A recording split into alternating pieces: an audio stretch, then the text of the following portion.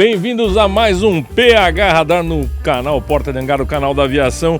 Hoje nós temos aqui um convidado especial, mas primeiro vamos falar aqui do comandante Milton Parnes, comandante Led Santos e o nosso convidado especial, Diego Medeiros. Bem-vindo, ele que é CEO da Helipark, é isso? É isso aí. Você é chique, hein, meu amigo? Obrigado pelo convite.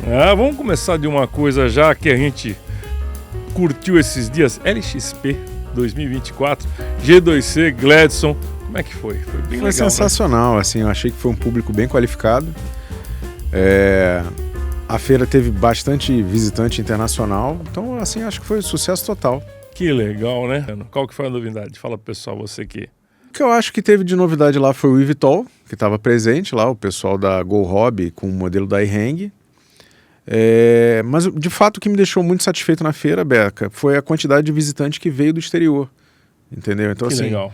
Novas empresas, novos ares, entendeu? Que legal.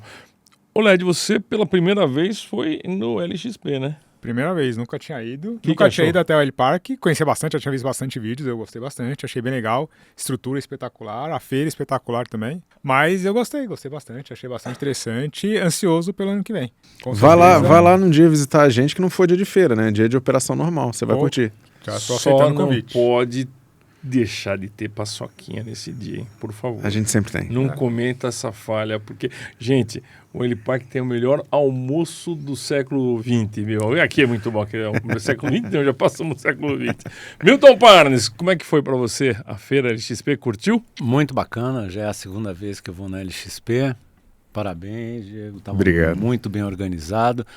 E o mais importante que o Diego citou é a presença internacional dentro da feira. Isso significa que o mercado está expandindo para fora do mercado doméstico, ou seja, a LXP tem a tendência de internacionalizar o mais rápido possível. Com certeza, isso é muito importante. O trabalho bem feito do Gladson e da Bárbara da G2C Events.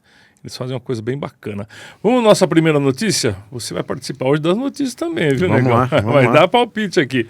Petrobras reduz preço de querosene de aviação em 7,6% no ano de 2024, a uma redução acumulada de 8,8%. O que você me diz, Ledão? Meca, eu tenho um pouco de receio, porque a gente vê essas notícias, assim como a gente vê às vezes no jornal, quando a Petrobras reduz para preço de gasolina, por exemplo, para carro, mas esse preço acaba não chegando no consumidor, no usuário final, não chega na bomba. E na aviação, pelo menos os preços que a gente tem ouvido aí que estão sendo praticados, não estão refletindo essa redução. Obviamente que a notícia é muito boa, muito melhor que uma notícia de aumento, mas não sei se realmente isso vai aliviar alguma coisa ou não. O que você diz, meu amigo Diego? Não, tem um componente interessante aí, que é entre a saída da notícia e de fato chegar na bomba, leva um tempo. E esse tempo às vezes faz a gente esquecer da notícia, entendeu? Mas vamos acompanhar isso mais para frente, porque o preço do QAV ele dá uma flutuada, entendeu? Tanto para cima quanto para baixo. Vamos acompanhar para baixo quanto que ele vai cair. E o dólar também que não para de subir, né? O dólar tá all time high, né? Isso é muito ruim, né? Isso é muito ruim. Para todos nós, na aviação e tudo mais. Milton. É interessante a gente comentar a parte tributária do combustível também, porque a gente não tem um preço uniforme, linear no Brasil. Então você tem estados com ICMS mais baixo, tem estados com ICMS mais alto. Você não vai conseguir sentir em todo o mercado nacional essa flutuação de preços para baixo que a Petrobras anunciou. Então fica difícil a gente traçar uma linha dizendo que não, realmente foi eficiente. Não dá para aplicar percentual. É o que a aviação, tanto a aviação geral como a aviação comercial precisa. É de uma mudança tarifária nos combustíveis, visto que os combustíveis eles representam em média 40% do custo de um voo. Então, quanto maior a redução, mais isso vai se refletir no consumidor final, que é o passageiro, que aí a empresa aérea ou o fretador tem condição de negociar um preço mais baixo do ticket, né? O yield cai um pouco. Quando a gente fala de redução de preço de combustível, uma consequente redução do preço do ticket, da passagem, a gente pensa, nossa, agora a passagem vai diminuir. Mas não é só isso. Pode aumentar também a quantidade de pessoas voando, a empresa vai ter que colocar mais aeronaves, mais empregos sendo gerados, tanto nas aeronaves quanto o pessoal de solo, atendimento de solo, pessoal de atendimento de aeroporto. Então, quando a gente tem uma redução de custos, as companhias começam a voar mais, há uma expansão da malha aérea, então uma coisa vai puxando a outra. Até para investimento, as companhias não vão investir se o preço estiver muito alto ou se tiver uma incerteza muito grande do que vai acontecer com o preço, com a questão tributária, com a questão governamental, política. Tem muitas coisas que acontecem e a gente, principalmente o pessoal, os passageiros, querem sempre, o preço da passagem. Mas o preço da passagem não diminuiu. Quando houve aquela questão da redução da bagagem permitida, né? Mas o preço da passagem não reduziu. Obviamente que a gente quer que reduza, porque reduzindo o preço da passagem, independente de como for a manobra feita, tem mais pessoas voando, tem mais pessoas comprando passagem, viajando, seja trabalho, seja lazer, a malha aérea cresce, a aviação cresce, se tiver uma infraestrutura, enfim, tudo vai crescendo. Tudo é um mercado que vai acompanhando, vai crescendo cada vez mais. E tem um parentezinho, precisa ver se nenhuma empresa aérea fechou hedge em cima de combustível também. Pois é. Isso pode ser prejudicial, porque ele fechou o preço de um combustível um pouco mais baixo, vem um pouco mais alto, a baixa do combustível. E como é que ficou essa empresa? Mas, para mim, assim, na aviação executiva, a notícia é que a Petrobras está reduzindo o preço, ela está entregando para o distribuidor um preço mais barato. E a gente tem uma concorrência entre os distribuidores, entendeu? O que não falta é distribuidor querendo abocanhar mais mercado. Então, essa redução, ela chega, entendeu? Ela demora um pouquinho, porque o cara está vendendo um estoque que ele já tinha, está comprando, etc e tal. Então, assim, demora uma semana, no máximo 15 dias, mas ele vai chegar na bomba. Nossa, dentro da Helipark tem uma concorrência de distribuidores, não? São duas marcas diferentes, 3, 4? Então, o pool de abastecimento lá da empresa, ele é próprio, entendeu? Então, o tanque é próprio, o caminhão é próprio, as carretinhas são próprias. Então, toda vez que a gente vai comprar o combustível, a gente cota entre 3, 4 fornecedores que já estão pré-qualificados. Nunca só é uma. Não, jamais. E não faz hedge também, né? Não, também não. E como é que é o helicóptero muito querosene? O que é o maior uso? Querosene ou Avegás? O Avegás caiu muito, né, Beca? Assim, hoje a gente tem, 4, 5 clientes assim que voam Avegás. A gente tinha muito angarado que fazia o Newscopter, né? Então, o comandante Hamilton, Band, e esse pessoal esse público tá voando um pouco menos, entendeu? Então, o consumo, a minha venda de gasolina, ela é tipo 10% ou menos do que eu vendo de querosene. E o pessoal de fora abastece muito lá ou não? Vai gente para abastecer? Não, é raro. Não existe é raro. Isso, né? É raro. Eu consigo te apontar um caso no último mês, assim, que uma aeronave que estava indo para o Rio de Janeiro parou lá para abastecer, e só isso. O Brasil ganha peso para a GE Aerospace em projeto global de 430 milhões de reais. Você pode explicar essa notícia, Milton, por favor? É uma boa notícia para a aviação, porque a GE está situada em Três Rios, ela também tem uma outra, a Segma, que é em Petrópolis. Eles estão investindo 430 milhões, eles estão prevendo um overhaul de mais ou menos 1.000 motores. E a GE não está atendendo só o Brasil, ela está atendendo toda a América Latina. Isso faz com que a GE tenha visto no Brasil um excelente local para investimento e fazer as reformas dos motores que estão situados na América Latina. Isso é uma notícia bem interessante, muito boa. A notícia vem de 2 a 2, são 2 pesos aí. Ou tem mais aeronave voando e ela precisa atender essa frota, ou a frota que está voando, o motor está chegando no TBO. Seu limite. Então, é isso. É isso. E a divisão das empresas, que vantagem tem? Spill-off. Ela passa a ser uma administração independente. Cada empresa tem o seu foco dentro do mercado dela, né?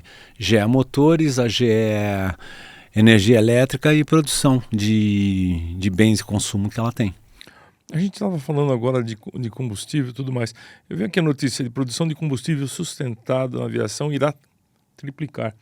É uma boa notícia, né? Já tem lá na Helipark, por exemplo? Não, a gente não usa... A grande verdade é a seguinte, a demanda por combustível sustentável ainda é pequena. Mas entendeu? o Brasil é vai ser um grande fornecedor, né? Ele vai ser um grande produtor de combustível sustentável. Porque o que é o combustível sustentável? O etanol é combustível sustentável. O biodiesel é combustível sustentável. E assim, a gente pode produzir combustível tanto de etanol, quanto de carnaúba, quanto de cana-de-açúcar, palmeira, milho. Então, por trás disso está o nosso agro, entendeu? que tem poder, potência, poder de fogo para poder alimentar essa nova indústria. E é um valor ínfimo ainda, 0,65%. Isso significa que eles estão querendo atingir a meta de carbono zero para 2050. Ou seja, tem muito tempo para atingir, tem muito tempo para desenvolver esse combustível. A base de que ele vai ser biossustentável? O que eles estão usando de matriz energética para fazer esse combustível? Tem algumas empresas no Brasil, a Gol, se eu não me engano, já estava trabalhando nesse projeto de combustível biossustentável. Então é uma coisa já mais a médio prazo, né? Mas também, assim, como é que chega em carbono zero? Não chega, né? Não chega. Porque alguma coisa você tem que queimar, né? É lógico. Isso é o discurso do pessoal lá de cima da ONU que estão fazendo essa pressão política. É bem-vinda, realmente é para médio a longo prazo, mas são passos pequenos que tem que ser dados em direção a esse médio e longo prazo. É uma boa notícia, é melhor do que nada, é melhor do que... Sim.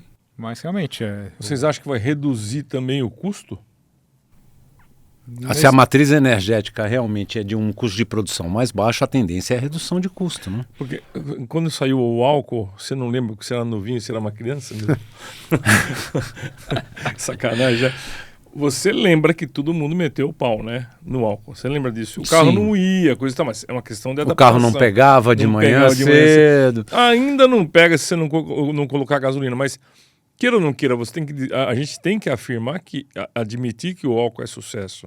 Sim, ele é sucesso, nós somos. Inclusive, eu acho que o Brasil, com a matriz energética em cima do álcool, ele está muito à frente de muitos países europeus que ainda continuam para alimentar seus carros elétricos queimando combustível fóssil e carvão. Mas em relação ao SAF, posso dar só a minha opinião? Você está aqui para isso, negão. Então, somente o seguinte, eu acho que, seguindo na linha do SAF, o Brasil tem um potencial muito grande de crescimento, para poder fornecer a matéria-prima para a produção do SAF, seja ela qual for. E nós temos matéria-prima, exato, é legal. Exato, mas eu acho que a grande questão aqui é que a aviação em si, ela, dado todo o espectro de poluição mundial, uma pequeníssima parcela vindo da aviação, entendeu?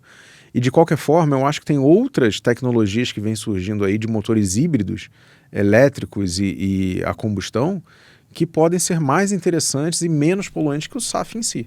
E existem até projetos de combustível a hidrogênio. Para o avião. Não, o Beca mostrou numa feira que ele foi recente, acho que é um projeto pode falar da Azul, né? Da Azul Connector. Claro. Um motor que ele vai decolar, um motor 6 cilindros, se não me engano, que ele vai decolar 100% combustão, e quando atingir velocidade e altitude de cruzeiro, ele reduz, 4 cilindros e entra um motor elétrico para ajudar. Cara, isso cai em 66% o consumo de combustível. Aí tudo bem, aí o SAF entra e aí você tem avião da Azul Connect que tá voando com esse motor, não tem? Acho que ainda não. Mas estão fazendo alguns testes no Caravan. Mas cilindros? Então, é um PT6, não é cilindro. Não sei exatamente como funciona, mas ele diminui alguma questão. Deve diminuir o traço do motor para o regime de cruzeiro, alguma coisa assim do gênero. Eu vou falar para vocês que eu não lembro como é que funciona o sistema. Eu lembrava que era um motor a pistão. Eu acho que é uma PT6, porque eu tive lá, a gente viu isso na Labasse, até onde eu me lembro, posso estar equivocado também gravei lá, eu acho que era uma PT6, que eram alguns testes que havia uma redução do consumo do próprio motor, e o motor elétrico, o motor da parte elétrica, ele auxiliava na potência do motor, né, gerando uma energia extra, mas não era um outro motor adicional, mas também não vou lembrar dos detalhes agora. Mas era assim, eu lembro que era uma redução de 70% no consumo. Isso é uma paulada. Interessante, entendeu? Muito interessante. O projeto Ampere é a instalação futura que está em homologação para final de 2024, início de 2025, da instalação do motor híbrido, um motor a combustão que vai operar com querosene, junto com um motor elétrico que vai ser um motor auxiliar. A junção desses dois motores operando no Caravan, ele vai trazer uma economia de 75% da operação atual. Hoje o motor atual tem 675 SHP. Com o novo projeto, nós vamos ter um motor a combustão gerando 550 SHP e um motor elétrico dando um auxílio com 215 SHP. O conjunto como um todo teria 765 SHP. Isso é mais do que o motor atual. A grande vantagem é que o motor atual ele consome cerca de 63 galões por hora e esse motor operando vai consumir apenas 20 galões de querosene por hora, o que é uma diminuição de cerca de 66% aí. O prazo de homologação está para final de 2024, como eu havia dito. A ideia é que a Azul Conecta faça a primeira modificação após homologado.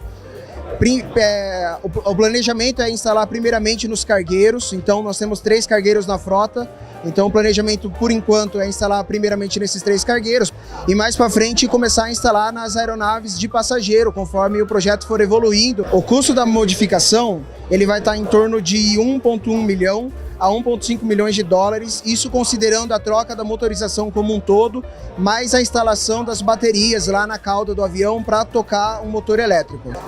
O motor ele se torna confiável a partir do momento que ele consegue operar com metade dos cilindros operando.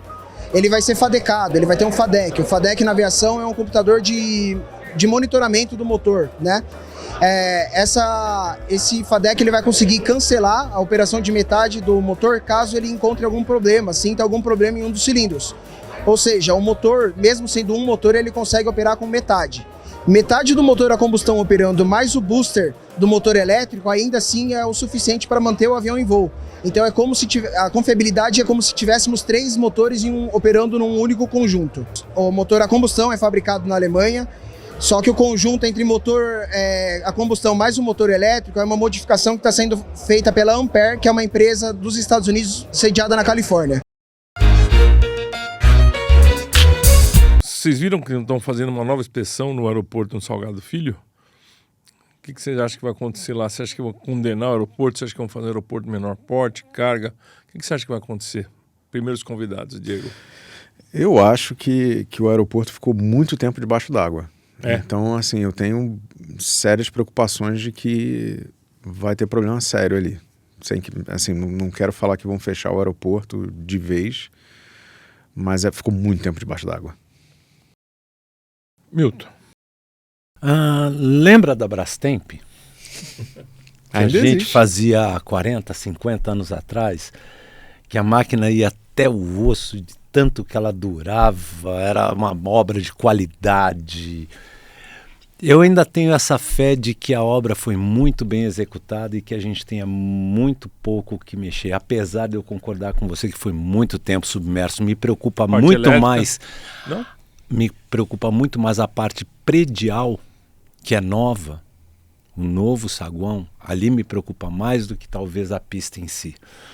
Talvez o aeroporto tenha condições de utilização de pista, mas talvez a condição predial seja mais precária. E acho que dezembro é uma data muito otimista para esse aeroporto voltar a trabalhar. Muito otimista, hein? Eu acho que é Talvez otimista. para avião pequeno, Mas pra aí, quebrar um galho. mas aí cabe um desejo meu de brasileiro, de se salvar o Salgado Filho e que se nasça um novo aeroporto internacional em Porto Alegre. Em outro lugar. A gente ampliar a nossa infraestrutura e não perder aquilo que a gente teve para fazer um novo. Em outro lugar. Em outro lugar próximo a Porto Alegre, que você tem áreas muito menos críticas, com menos obstáculos, você tem condição de fazer uma pista maior. Nós nem conseguimos fazer a expansão do comprimento de pista de Porto Alegre, nem foi estreado quase. Foi tão pouco que a gente usufruiu de uma pista maior em Porto Alegre. Sim. E agora, com essa inundação, a gente não sabe o que vai ser. A minha esperança é que a obra foi muito bem feita, que se tenha pouco prejuízo na área de manobras do aeroporto. Porém, pátio e parte predial do aeroporto me preocupa mais. O Led, o que você pensa nisso? Não sei se tem que ser feitas licitações ou não, provavelmente tem que ser feitas essas licitações. A parte predial realmente é um problema, mas eu acredito que existam maneiras de contenção, que você pode criar um terminal, vamos dizer assim, provisório, utilizar aquelas construções pré-fabricadas, nem que não seja uma solução definitiva, mas que possa atender a região de Porto Alegre com um aeroporto comercial, se as condições da pista, das taxiways estiverem de acordo, se as áreas de manobras, como você disse, estiverem de acordo. Obviamente que preocupa, é tudo novo, não sei, eu acho que ainda vai ter muita coisa para acontecer, não só no aeroporto, mas em toda a região, em todo o entorno, né? Quando a gente fala de aeroporto, a gente está falando até para as próprias obras, né? Tem que chegar, os caminhões têm que chegar lá, mas não é atender só o aeroporto, tem que atender toda a cidade, todo o estado, né? Então, as estradas, enfim. Eu tenho esperança, eu acredito que eles não vão fechar o aeroporto de vez, até porque em termos financeiros, eu não sei dizer se valeria a pena fechar e fazer um outro aeroporto e entregar aquilo ali talvez para a aviação executiva. A Fraport ela tem um contrato pesado em cima, né? Isso Mas implica a ANAC vai dar um investimento. refresco para isso, será? A gente não tem as bases contratuais dessa licitação.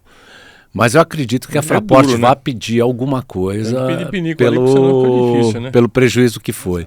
Muito alto. Lembrando que só tem um fato curioso a respeito de Porto Alegre e de alagamento de pistas, porque eu acredito que a parte estrutural da pista não esteja tão danificada. Para quem operou em Porto Alegre sabe que na lateral da taxiway, entre a taxiway e a pista, existe um charco. Uma vez eu parei um táxi para uma família de tartarugas atravessarem. Isso é fato. Então essa parte existe muita contaminação de água pelo lençol freático em Porto Alegre. Então talvez, essa é a minha esperança, que a parte estrutural da pista ainda esteja em melhores condições do que a gente está prevendo. Agora, Milton, você falou em fazer um aeroporto novo e tudo mais. Como é que é o movimento do aeroporto em Porto Alegre, nacional e internacional? Quanto a isso, a gente fala, eu penso o seguinte, a gente só cresce, a gente só desenvolve se a gente coloca. Se nós não tivéssemos o Helipark hoje, Marte estaria completamente saturado, a gente não teria local para colocar a frota de helicópteros que tem em São Paulo. E tem espaço, né? Lógico que tem espaço, então por isso que eu acredito... espaço não físico, mas espaço para montar novas empresas e tudo mais. Sim, você causaria uma expansão, um novo aeroporto, você atrai voos internacionais de maior porte. Nós tínhamos a TAP operando em Porto Alegre, voos internacionais estavam chegando com maior frequência, a Copa operando em Porto Alegre, a TAP operando em Porto Alegre, pode fazer com que novas empresas também venham a operar. Serviço junto com o Ministério de Turismo, com o governo federal, para estimular o turismo na região, estimular o crescimento, a implementação de novas empresas lá, para tentar desenvolver o estado após a catástrofe, e aí também desenvolve o aeroporto, aí também desenvolve, tudo vai crescendo junto. Mas também, se não tiver o aeroporto, é o que você falou, por mais que você desenvolva tudo isso, crie programas de desenvolvimento da região, o aeroporto ainda vai se tornar um gargalo. Se não tiver como você chegar nos lugares, não adianta nada. Você ter várias empresas querendo abrir as sedes lá, que as empresas vão ter gargalos ou de distribuição de seus produtos, ou de chegada de seus clientes. Então, acho que tudo pode ser feito junto para tentar fazer aquele desenvolvimento, e o aeroporto seria muito bom. Seria um braço a mais para isso e que permitiria esses demais programas acontecerem. Exatamente. Eu só queria fazer uma pergunta muito cabível. Por quanto tempo você esperou as tartarugas cruzarem a pista? Olha, eu cortei o motor. Deve cortar, bom. Cortei o motor. Quer ver onde você estava? Tartaruga é diferente. Eu tive que esperar a Infraero vir, retirar a família todinha ali. Quando eu parei, foi até engraçado. Tem uma família de tartarugas cruzando a taxiway aqui. Tô parando o voo. Parei porque se você vai passar, você pode ingerir um casco de tartaruga no motor. Parou, a família passando devagarzinho, aí veio o caminhão... A passos de tartaruga. A passos de tartaruga, veio o caminhão da Infraero, recolheu a família, aí eu pude continuar. Não eram as tartarugas ninjas, não era.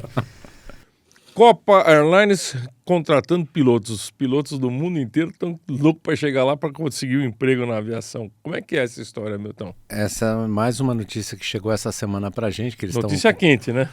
Espero que sim. Foi o que chegou para a gente, que a Copa está recrutando tanto comandantes quanto copilotos de qualquer nacionalidade. Isso só corrobora com mais um movimento de shortage no mundo. A aposentadoria dos pilotos americanos depois pós-pandemia, fez com que piloto se tornasse um artigo de luxo para a companhia aérea. O que aconteceu nos Estados Unidos, que eles tiveram que tirar o pessoal da regional para as majors, faltou para a regional, tem frota na regional parada por falta de pilotos, as majors não conseguiram um número de pilotos suficientes que eles precisam tanto, que entrou em briga de contratos de trabalho, quem está pagando mais, Delta com United, com American, que agora começa a respingar para a América Central e daqui a pouquinho vai chegar no Brasil, tanto que a gente tem alguns anúncios também das companhias aéreas brasileiras contratando comandantes e copilotos. Bom, por um lado, ruim para as aéreas agora, que vão ter que rever as suas políticas salariais. Inclusive tive notícias de greve dos pilotos da Air Canada por melhores condições e melhores salários no Canadá. Isso faz com que a indústria se mexa e corra atrás dos seus funcionários com uma melhor qualidade de trabalho e esperamos com melhores salários também, que já nos Estados Unidos já está ocorrendo. Led, qual que é o melhor lugar para se trabalhar na aviação hoje, aviação comercial? Que eu ouço a respeito, muita gente gosta de voar nos Emirados Árabes, porém as condições são boas de trabalho, ou melhor, o salário é bom, mas as condições nem sempre são as melhores, principalmente por estar num país estrangeiro, talvez longe da família. Existem os condomínios internacionais, as famílias às vezes vão junto, mas ainda assim é um choque de cultura muito grande. Inclusive parece que a Emirates esteve no Brasil esse mês por 2 vezes recrutando comissários, ou fazendo lá os road tours que eles fazem para comissários. Não sei se para a tripulação técnica de pilotos também. Estados Unidos é aquilo que a gente já falou, aquilo que o Milton falou muito bem.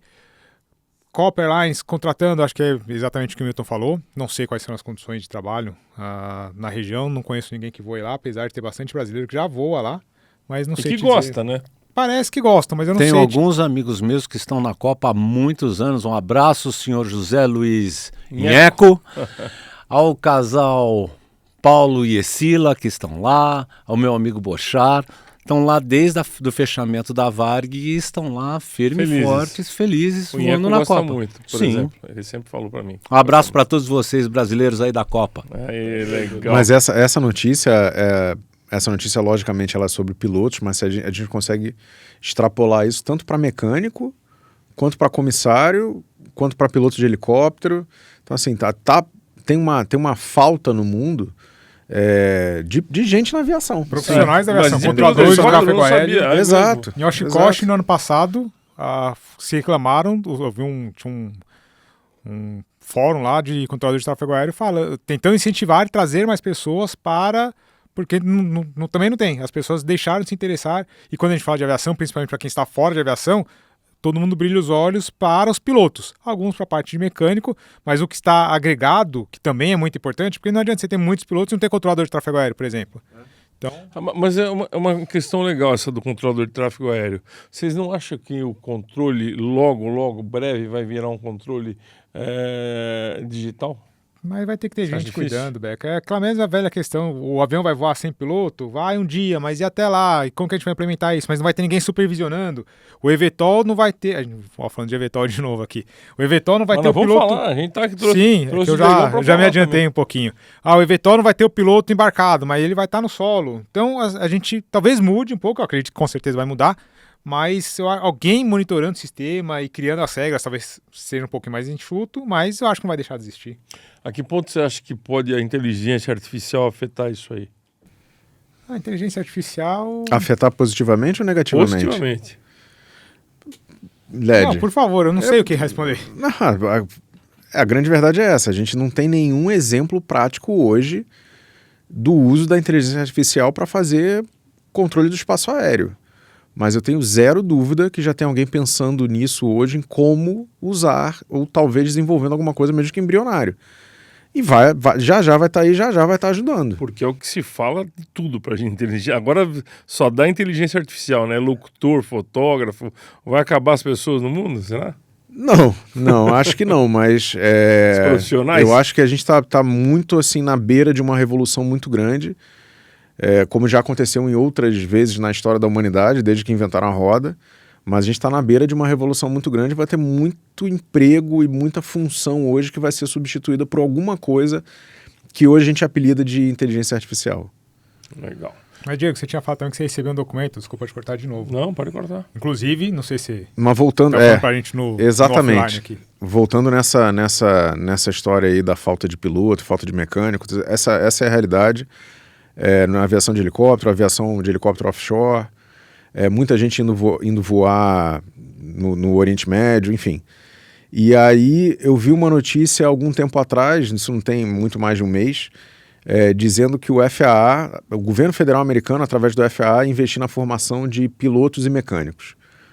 E aí o FAA ele passou agora pela reautorização. A reautorização nada mais é que uma lei que destina verba e e dita como é que é a forma de autorização, de funcionamento do FAA para os próximos anos. É um documento de 500 páginas, é muito bem detalhado, muitos dos projetos que eles vão ter que tocar, os estudos que eles vão ter que fazer, e tem um capítulo grande nessa lei que é justamente como endereçar a falta de pilotos e mecânicos e como que vai ser esse investimento e como que faz para formar mais gente. Eu ainda não tive tempo de ler, mas eu compartilho com vocês já já. Legal. Posso Não vou te continuar? cortar mais não. A ANAC tá dizendo que o aeroporto de Guarulhos não pode crescer mais por alguns problemas técnicos. Quem vai comentar essa notícia? Eu Você? queria fazer um pequeno detalhe. Problemas técnicos de balizamento, de iluminação, só agora que se percebeu isso? O aeroporto é novo, né? Mas só agora Não, que pera um percebeu. pouquinho, o aeroporto E é novo. eu restringindo 5% das operações, Resolve? eu mitiguei? É. Sem mais palavras. Talvez seja uma mitigação, seja uma forma de mitigar sem impactar demasiadamente o fluxo de Guarulhos. O que diz a notícia é que eles fizeram algumas vistorias e a ANAC faz vistorias periódicas em todos os aeródromos. Inclusive tem muito aeródromo de prefeitura, aeródromos públicos aí, que são fechados pela ANAC, porque a prefeitura, por simplesmente, larga a mão, não cuida, não põe cerca no aeroporto, não faz nada que eles deveriam fazer por serem os administradores. A ANAC, a cada X período de tempo, dependendo do aeródromo, vai lá, faz a vistoria, tá faltando uma cerca aqui. Aí fazem as notificações. Vídeo que aconteceu em Araraquara, que foi assunto do último PH, desculpa te cortar, já cortando. A Azul deixou de operar Araraquara por falta de condições do aeroporto. A prefeitura abandonou e não tinha mais condições técnicas de operar. Aliás, prefeitura nenhuma se interessa para o aeroporto nenhum, né? Até o dia que eles descobrirem que o desenvolvimento que a aviação traz para o município é muito maior do que o gasto que ele tem para manter aquele aeroporto funcionando para o município. Mas a questão é que a gente está falando de Guarulhos, que é o maior aeroporto do Brasil, comparando com o aeroporto de Araraquara. Não, o que eu quis dizer quando eu trouxe esse assunto é que a ANAC, e eu não estou querendo fazer papel de advogado do diabo, não, eu sou gestor de segurança, então eu prezo um pouquinho pela segurança. Nós já tivemos acidentes, a ANAC deu conta lá, pelo que a gente leu na notícia, que sinalização de solo, pinturas de algumas taxiways que estão defasadas, deficientes, e por isso que eles diminuíram ou proibiram a expansão do aeroporto, a expansão do número de operações no aeroporto. Realmente, não é a solução perfeita e até entendo que a solução seria ir lá trocar a sinalização, são coisas fáceis e baratas de serem feitas, né? Porém, a notícia tem sempre um tom assim de sensacionalismo e tal, a gente não sabe exatamente o que contém nesse relatório de vistoria, porém, é até bacana que isso saia ao público, porque aí a operadora do aeroporto vai lá e corrige isso da maneira mais rápida possível, mas que não seja só um tapa-buraco, que eles de fato façam isso e evitem de ter problemas, né? Logo que tiver problema, isso já seja corrigido. Nós já tivemos acidentes na Itália e em outros lugares por conta de deficiente sinalização de solo. Ou o cara ingressou na pista pelo lado errado, ou ele perdeu uma taxiway, entrou na outra, a outra era uma pista ativa e teve colisão em solo. Enfim, eu acho que essas são coisas simples de serem resolvidas. Obviamente que não precisaria chegar nesse nível. Então, acredito eu que deva ter havido uma vistoria da ANAC antes disso, um reporte ao operador. O operador fala, não vou fazer isso aqui. Aí a ANAC dá um prazo, né, para as ações de correção. E aí o operador não fez, a ANAC deve ter ido lá, vistoriado de novo, vocês não fizeram isso aqui, vocês tinham prazo, não fizeram, então agora a gente vai publicar que vocês não podem expandir. Eu concordo com tudo isso que você falou, Led, mas 5% de diminuição do fluxo de tráfego, eu não estou mitigando um acidente. Não, concordo, mas na hora que você coloca lá nas ações, probabilidade, severidade, talvez tenha sido uma... Então vocês talvez não desse mais slots de operação, mas você não precisaria restringir os 5%. Mas talvez isso tenha sido até uma Entendeu? forma de multar. Ou uma pressão para que a Gru Airport haja em relação eu acredito que pode sim. ser. Não sei. Essa notícia, para mim, tem muita pinta de termo de ajuste de conduta. Também entendeu? acho. Assim, não é nem para punir, nem para... É só falar, olha, esses pontos aqui são os seus pontos de melhoria, corre atrás e a gente volta a se falar daqui a 60 dias. Exatamente. Acho que tem essa pinta aí. E às vezes é só um relatório que sai, que nem era para nada muito... se a ANAC for hoje, acabou de inaugurar o aeroporto, a ANAC liberou o aeroporto hoje, se ela voltar amanhã, ela vai achar uma folhinha que caiu, um galho que caiu, e aí ela vai emitir um relatório, porque toda vez que há uma auditoria, tem que ter um relatório das não conformidades. Então, talvez isso tenha sido um relatório normal lá, de rotina que a ANAC faz. Talvez algum jornalista teve acesso a isso e tal, e quis publicar para ganhar alguma coisa. Pode ser. Ou talvez tenha sido isso que o Diego falou, né? Uma forma assim de pressionar e de ter esse termo de ajuste de conduta. Né? E uma coisa que a gente faz, sempre bate a tecla aqui no PH Radar, que é a infraestrutura. Quantos anos tem o Terminal 3? Acho que uns 10 anos. 10 anos, sim. Uns 10 anos. O Terminal 3 foi inaugurado, que era para a Copa de 2014, não era? nós já estamos chegando ao nível de saturação do aeroporto internacional de claro, Guarulhos. Claro. Ou seja, será que já não cabe um novo aeroporto para São Paulo também? Já deveria de ter, né? Aquele Essa que é a aeroporto está verdade. saturado. Mas Desembarcar naquele aeroporto é... Mas tem Viracopos. Tem Viracopos. É São Paulo e Campinas, né? Você Mas tem que Guarulhos pegar também não é um São Paulo. Ah, tudo bem, mas é Pra bem mais chegar- perto da cidade, Mas, né? Beca, se você investir, a gente já falou sobre isso em outros programas, se você investir em infraestrutura para se chegar até Viracopos, por exemplo, coloca um trem realmente... Sim, um trem bala, mas o certo, eu acho que era um novo aeroporto. Mas aonde Mas você sa- sugere que seja esse novo não aeroporto sei, com dimensões... Deve ter um estudo que faça isso. Um aeroporto com essas dimensões vai ter que ser... É, no interior. No interior. Assim, ao redor de São Paulo. mas olha só, para chegar aqui, eu levei mais tempo do que eu levaria para chegar no aeroporto de Viracopos. Entendeu? Então assim, mas é muito longe. Não é, o mercado se ajusta. Veja o que a Azul é hoje em Campinas. Ninguém acreditava no hub de Campinas. Exato. Mas nós falamos muito Olha aqui que o mercado sobre o que foi. o Led Todo acabou de mundo foi falar. pra lá. De trem bala, trem expresso, sei lá. Sem a Estrada boa, infraestrutura, estrada boa. sem A estrada para Viracopos é um tapete. É um tapete, sim, Mas, concordo. mas isso que eu quero Mas dizer. tem outros modais Por isso que a pode ser Azul se usado. deu bem. Sem infraestrutura investida em trem-bala, etc. e tal, o mercado migrou para Campinas. Aí vamos mudar a pergunta. Assim, a pergunta foi: será que não cabe mais um aeroporto em São Paulo? Vamos mudar essa pergunta para por que não explora mais o aeroporto de Viracopos? Porque eu acho que eu vou te dizer que com a operação da Azul em Viracopos Já tá pequeno, no já tá limite saturado, também. é. Então, Tá eu bom. diria que Sempre deveria ser... cheio, né? Com uma Sempre pista cheio. só. E vamos lembrar o evento do MD-11 que pousou quebrou. e quebrou, o acabou aeroporto parou e quase fechou a Azul. Por uma Ok. falha. Então, Aliás, seria ou o uma grande- nova pista para É Viracopos. isso, quer dizer, quando a gente ou diz seja, explorar a gente precisa de Viracopos, infraestrutura. Eu acho que mais nós eficiente. poderíamos, talvez, ao invés de construir um novo aeroporto totalmente do zero, expandir Viracopos. Principalmente, não precisa expandir pista, criar novas pistas. Exatamente por conta desse problema que você comentou. Se acontecer qualquer coisa, não só em Viracopos, com quase todos os aeroportos brasileiros, se você tiver uma interrupção de pista por uma hora que seja, você impacta a malha brasileira o dia todo, Com ou talvez certeza. até a semana toda. Com Exato. Vídeo Congonhas, quando às vezes acontece alguma coisa, outro dia furou o pneu do avião lá na pista e ficou preso na Takusei, o dia inteiro ali a malha impactada.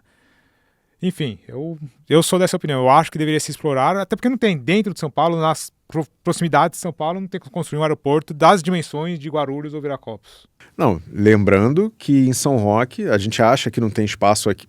Vamos lá, voltando. A gente estava comentando que a gente acha que não tem espaço próximo a São Paulo. Em São Roque, que não é tão distante assim de São Paulo, tem um aeroporto internacional, Muito bom. que é o Catarina, gigante, aeroporto né? internacional E vai executivo. crescer. Sim, ele talvez não tenha pegada para ser do tamanho do aeroporto de Guarulhos. Também, talvez não. Não é nessa, eu acho que nem é essa a questão. Exato. É que é um aeroporto que tem uma cultura de trazer passageiro executivo. Sim, mas Aeroporto executivo. ele é internacional. Sim. Esse é o ponto. Que pro executivo é uma maravilha. Exato. Lembrando que você, com o aeroporto Catarina, você desafogou o aeroporto de Congonhas para a aviação comercial e o objetivo está sendo atingido, que é tirar a aviação executiva do aeroporto de Congonhas para você ter mais slots de operação de aviação comercial lá Essa dentro. semana mesmo a gente foi lá na Falcon, na Sul Falcon, e o que o chefe, o gerente geral falou lá? Você lembra? Que para o cliente dele é muito melhor estar no Catarina, tem muito mais espaço, o slot é mais simples para decolar e pousar internacionalmente, mais conforto. O cara que traz o avião de fora não tem dor de cabeça. E falando do meu quintal, todo mundo que tem avião lá no Catarina tem helicóptero também. Uhum. E aí o cara sai... O transfer é muito mais rápido. Sai do prédio dele, ele sobe até a cobertura do escritório, pega um helicóptero, o helicóptero deixa ele lá, entendeu? Então, E não sai tem- imediato com alfândega para ele, com Anvisa para ele, com a sala de embarque para ele, Polícia Federal, Receita Federal, tudo à disposição. É. Muito mais fácil Claro. de operar. Não é isso? Claro. Celso, Aliás, o que o chama meu helicóptero lá que eu vou viajar com o meu Falcon. Aliás, o que mais o empresário, o executivo quer é decolar na hora que ele quiser, quando ele Claro, quiser, no claro. momento É que isso. ele quiser. Claro. É para isso que existe a aviação E executiva. lembrando que isso não é luxo. Por mais Não. que possa parecer, nossa, vai ter uma alfândega só para mim. Não, isso possibilita que ele trabalhe mais, que ele multiplique o tempo dele. É necessário. Que ele otimize o tempo dele. É necessário. E ele certeza. tá pagando caro para isso. Ele está pagando caro para Ele isso, tá gerando pagando pra empregos, isso. pagando impostos. Não tá saindo do meu bolso, exatamente. do bolso da sociedade. Ele tá pagando, tá Tem tirando muita do gente bolso que dele. acha que isso é luxo, ele tá indo se divertir, tá indo passear, e por mais que estivesse, ele tá pagando, tá gerando Exato. empregos. Mas E não é só pra isso que ele gente usa. pensa do jeito que você estava falando, que o cara não dá nada para ninguém. Ou seja, o cara que tem um avião desse aí, ele emprega muitas pessoas, né? É uma empresa que tem um avião Quanto desse. será de PIB que essa empresa dele deve gerar para o Brasil? Então. Não é? Essa conta não é difícil de fazer, não. Não é mesmo. Não é difícil, né? Tem que respeitar esses caras. Né? Opa! Com muita certeza. Boeing, agora decolou o foguete da Boeing. Starliner conseguiu decolar acoplar lá e na- acoplar na estação espacial. Parabéns. Não é fácil, né? Medidas foram tomadas, o vazamento de hélio foi contornado. E para a Boeing era muito importante que esse projeto desse Desse certo, certo. porque imagina, o nome Boeing ele já está um pouquinho arranhado. Se o Claro. foguete que Nossa. custa quase 2,5 vezes o contrato que a SpaceX levantou explodisse na O decolagem... MQS do foguete, tá? Deixa eu ficar quieto. Graças a Deus decolou com muito atraso, mas decolou, Não importa. acoplou. Vamos esperar o retorno dele agora. A verdade é que tudo que é espacial é complicado, né? Muito, Você vê muito todo o complicado. processo, é sempre complicado, né? Ô Milton, você que está por dentro desse assunto aí, o dobro do preço, né? Boeing, você falou que é o dobro do preço da SpaceX, mas por que isso? Porque a Boeing está levando gente para o espaço e acoplando ou nada a ver? Não, foram contratos firmados com a NASA é parceira dos dois, SpaceX e Boeing, só que o contrato fechado com a Boeing foi o valor quase o dobro do que a E isso é SpaceX por causa levou. de tecnologia ou por causa do tamanho da empresa? Isso são mistérios que somente o tio Sam Mistérios. vai poder responder. As bases contratuais a gente não tem acesso, a gente só sabe os valores finais. Foram quase 4,5 bilhões de dólares para a Boeing e 1,8 ou 2,0 bilhões para SpaceX. Então o tio Elon ficou um pouquinho triste em relação... Cutucou o pessoal, Sim, foi lá no... e por incrível que pareça, pela metade do preço eu consigo ter muito mais sucesso. Por que o dobro está me custando tanto prejuízo? Essa é a questão que o pessoal está se fazendo Mas você nos acha que não Estados são, Unidos. a minha pergunta foi se são tecnologias diferentes, empresas diferentes, São. tamanhos diferentes. São tecnologias diferentes. A Starliner ela tem joystick ainda, coisa que a SpaceX é só Tela. touching, só tela, você não pilota absolutamente nada. Você controla, gerencia, porém a Starliner ainda está com o joystick que tinha na Challenger, nos ônibus espaciais, nas espaçonaves, para comandar os retrofoguetes ali, ele ainda tem. Ou seja, é uma tecnologia um pouco mais antiga do que está sendo usada na SpaceX, com a metade do preço. Essas questões Mas a gente não consegue levantar. A gente não sabe a resposta, a gente vai demorar para saber. Mas a grande questão é que isso provoca uma discussão. E essa discussão que é provocada pode ser que mude o rumo da empresa que vai tocar o serviço daqui para frente. Com certeza, com certeza. Pergunta agora boa para você, meu amigo. É o seguinte, o Santos Dumont, nosso amigo Sérgio, é um condomínio aeronáutico lá na região de Elias Fausto, perto de Campinas. É um condomínio para aviação executiva, para aviação pequena. E eles estão aqui investindo aí num novo projeto que é desenvolver os vertiporto. Você, como administrador de um centro grande, o Helipark, qual é o tamanho do Helipark hoje? Em relação à América Latina, maior do Brasil, como é que é? Eu vou sempre falar que é o maior do mundo. É. Ninguém consegue falar que... Porque lá é grande, tem um movimento grande. Exato. Qual é a direção que vocês estão tomando para isso? Vocês vão investir nessa nova modalidade?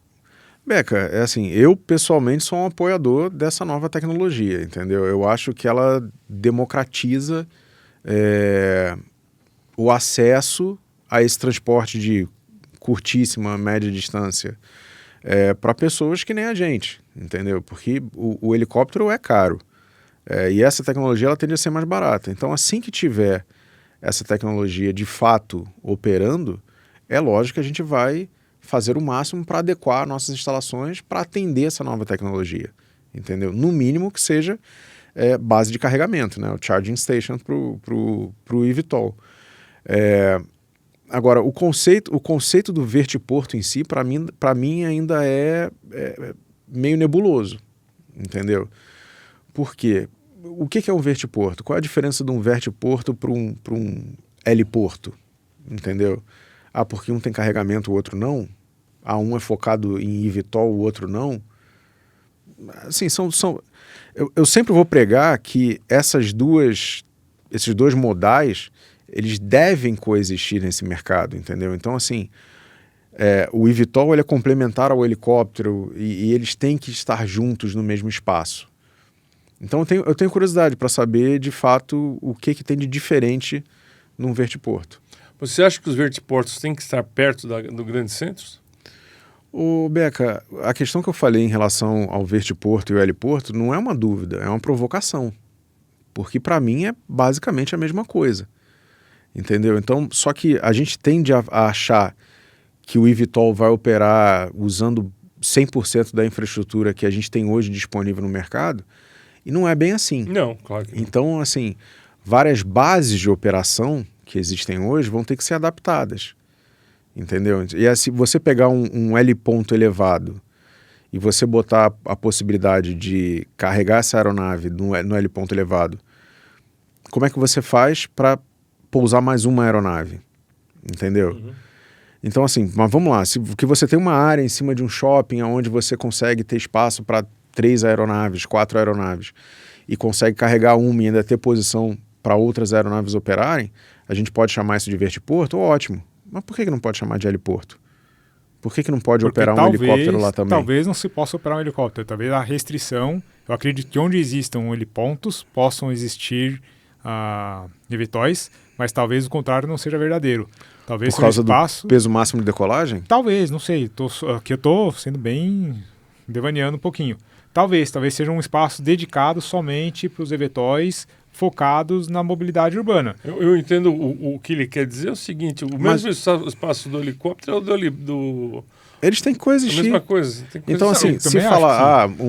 Não tem que ter uma coisa diferente para ele. Né? Ele só tem... a infraestrutura só consegue suportar o peso de um eVTOL. Ué, não consegue suportar o peso de um 44? De um Robinson 44? Entendeu? Que eu acho que talvez impacte mais em questão de barulho, em questão de... não sei. Eu gostaria de o meu parecer. O meu tá nervoso. O que quer falar? Meu querido, vocês já estão prontos. O Helipark já está pronto para atender um eVTOL. Claro. Como vertiporto. A estrutura é essa. Você acha que a estrutura é a mesma? É a mesma. O que a gente tem que pensar diferente para os eVTOLs é que vai ter que ser muito maior a área de atuação, porque o cliente vai querer de A para B num lugar mais específico que um heliponto. E isso eu não preciso de um vertiporto. O vertiporto seria como se fosse um hub para eVTOLs. Sim. E não necessariamente aonde ele vai pousar. O lugar é a esmo. Ele pode pousar numa chácara, num sítio, em área remota. E numa área central ele quer pousar e resolver rápido a vida dele. É onde eu terei um hub de eVTOLs. E o Helipark estaria pronto para isso. Mas olha só, o LED levantou um ponto interessante que é o seguinte, barulho. Entendeu? Então, hoje, eu tive essa conversa hoje com uma representante da RAI e a gente estava discutindo exatamente isso. Será que a indústria de eVTOL não vendeu a ideia para o legislador de que é uma aeronave menos barulhenta, é uma aeronave com pegada de carbono 0 ou próximo a 0, e aí isso tem diferenciais competitivos em relação ao helicóptero? Pode ser. A gente já viu algum eVTOL voando aqui em São Paulo para saber qual é o barulho que ele faz? A gente não tem dentro do espaço aéreo brasileiro nenhum eVTOL voando, mas nós sabemos que o mercado já está agindo. Nós já temos 4 certificados. Mas a gente não sabe qual... Assim, o barulho dele incomoda menos que o helicóptero? É o que a gente está trazendo... Eu não acho que seja percepção. Eu acho que o espaço de eles não vão se sobrepor um ao outro. O helicóptero tem um alcance, o eVTOL tem um outro alcance, são mercados diferentes. Eu não tenho o eVTOL para 16 passageiros para trabalhar no offshore. Sim. Eu não tenho o eVTOL hoje, o máximo que eu consegui ver no mercado hoje é para 4 passageiros e 1 tripulante. Então você concorda comigo disso. que eles são complementares? Sim, são complementares, completamente complementares.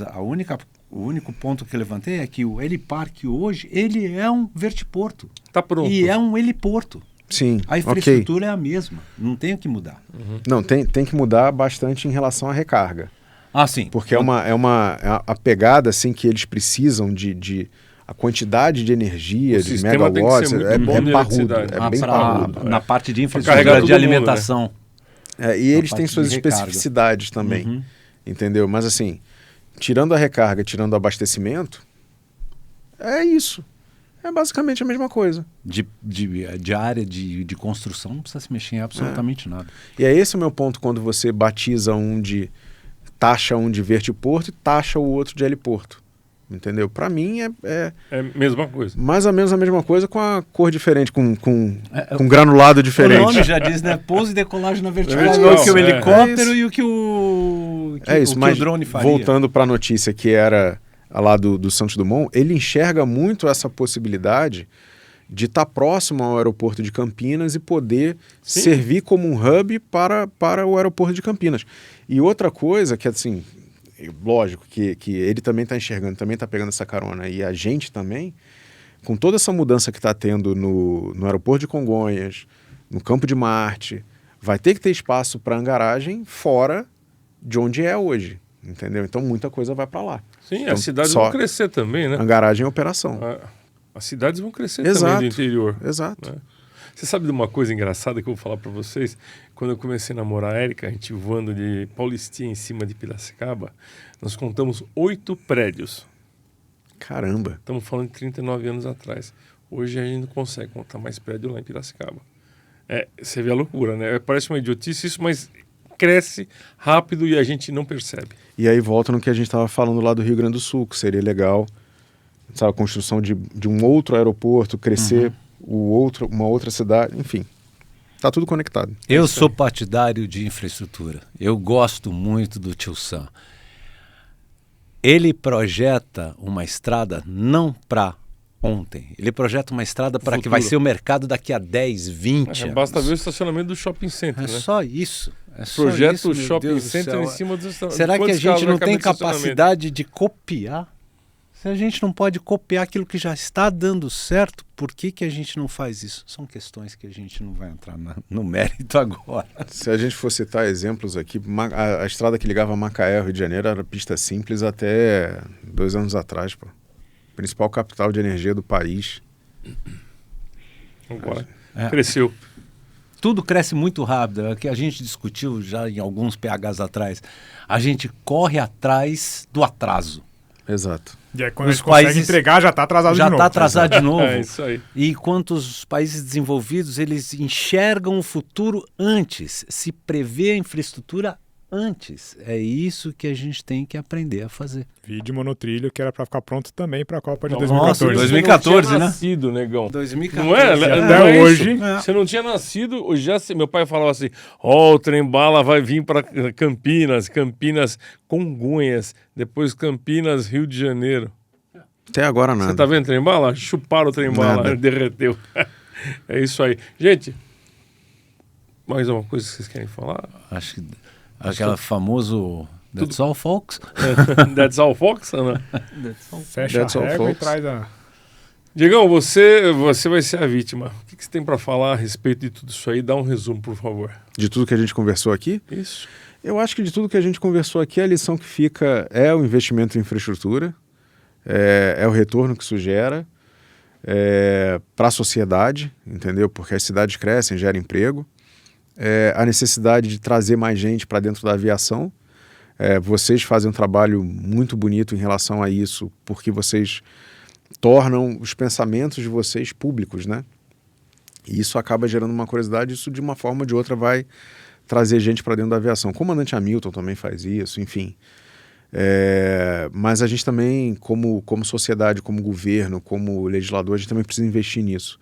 porque isso vai fazer o país crescer. E todas as outras possibilidades que a gente falou aqui, desde SAF, enfim, tem muita coisa aí que vai gerar bons frutos para o país e para a sociedade. Agora, uma coisa que antes da gente acabar, eu gostaria que você dividisse com o Milton e com o LED, e que a gente já, o pessoal do Porto de Angar, público do Porto de Angar, do PH Radar, um projeto que você tem. O IBAR? É. Então, o IBAR é um think tank. Foi uma iniciativa minha de criar um instituto, criar uma associação que pudesse tão simplesmente sentar as pessoas na mesa, os stakeholders, né, as pessoas interessadas, e discutir o que a sociedade espera da aviação, entendeu? Seja da aviação regional, seja da aviação pequena, executiva, helicóptero, eVTOL, drone, entendeu? É uma realidade. Já tem drone aí para fazer transporte de carga de 30 quilos, entendeu? Que qualquer um compra, entra ali no site, compra, no dia seguinte está na sua casa, no dia seguinte você vira um operador logístico, entendeu? E tudo isso no mesmo espaço. Então sentar todo esse público interessado numa mesa e bater esse papo e emitir um posicionamento da sociedade. Então, o que está faltando para tornar realidade? Se você for ver, o que a gente está fazendo aqui já é isso. Em breve a gente vai estar promovendo alguns eventos. Legal. E aí a gente compartilha. Diegão, obrigado pela sua participação no PH Radar. Uma honra. Volte mais vezes. Beca, sempre um prazer. Só convidar que eu venho. Ah, legal. Milton e LED, obrigado pela presença, pela participação de vocês dois aqui mais uma vez. Celso Martins, brigadão pela força. Érica, obrigado pela produção, pelo seu desempenho aqui no programa Porto de Angar. Fique com a gente. Até o próximo programa. Valeu!